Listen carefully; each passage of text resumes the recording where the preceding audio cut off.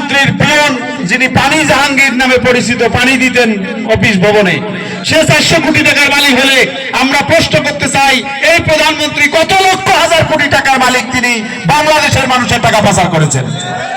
তাদের ভয় যে জামাত ইসলামী বাংলাদেশে ক্ষমতায় আসলে এদেশে কেউ কারো উপর জুলুম করতে পারবে না, নির্যাতন করতে পারবে না, কারো জমি দখল করতে পারবে না, অন্যায় দুর্নীতি জামাত ইসলামী টলারেট করবে না।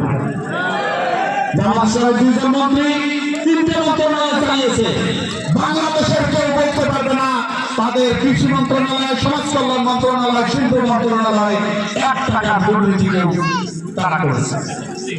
তো আজকে যদি বাংলাদেশের প্রধানমন্ত্রী আমির জামাত ডাক্তার শফিকুর রহমান হয়, তাহলে গণভবন হবে দুর্নীতিমুক্ত, ইউনিয়ন পরিষদ পর্যন্ত হবে দুর্নীতিমুক্ত।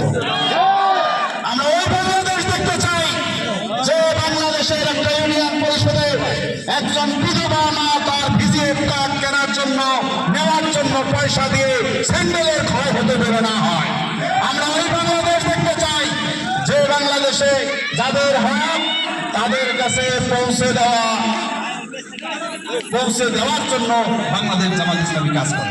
পরিশেষে আপনাদের কাছে বলতে চাই যে আমরা কি ইফতারের পূর্ব মুহূর্তে আল্লাহ রাব্বুল আলামিনকে সাক্ষী রেখে বলতে পারি যে আল্লাহ, জীবনে যতদিন বেঁচে থাকবো কোরআনের সাথে থাকবো, জীবনে যতদিন বেঁচে থাকবো তোমার জমিনে তোমার দিন প্রতিষ্ঠার সংগ্রামে আমরা নিজেকে নিযুক্ত করবো ইনশাআল্লাহ। আল্লাহ তাআলা আমাদের সকলকে কবুল করুন। এবারে রমাদান যেন আমার জীবনের শ্রেষ্ঠ রমাদান হয়, এবারে রমাদান আমার যেন জান্নাতে যাওয়ার ওসিলা হয়। এবারে রমাদানের যে শিক্ষা, সেই শিক্ষা নিয়ে যেন আমরা আমাদের বাকি 11 মাস তথা জীবনের শেষ